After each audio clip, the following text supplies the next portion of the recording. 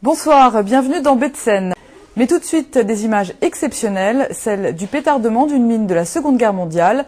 C'était ce matin, au large du Havre. Feu.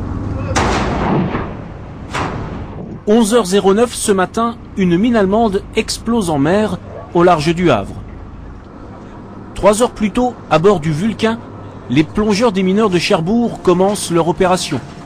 La mine et ses 700 kg d'explosifs reposent par 10 mètres de fond entre le chenal d'accès du port et la plage de Sainte-Adresse qui a été évacuée.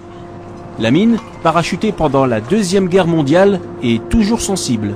Ça peut être dangereux parce qu'elle est équipée de différents pièges et notamment si on cherche à la relever, elle peut fonctionner. Donc elle peut passer, on va dire, en autodestruction parce que c'est un système mécanique.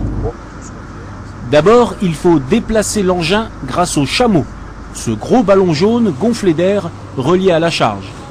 La mine est ensuite remorquée au-delà du chenal à 4,5 km des côtes. En fait, on voit une grosse masse d'à peu près 2 mètres de long sur un diamètre de 66 cm et de couleur aluminium.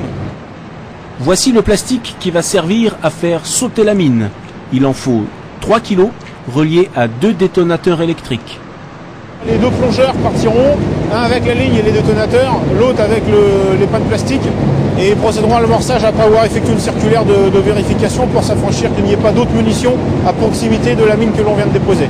Autorisation accordée, vous pouvez brancher l'exploseur. Et à 11h09, ce qui devait arriver arriva. Feu. Quelques minutes après le pétardement, l'accès au port du Havre, bloqué toute la matinée, était de nouveau autorisé.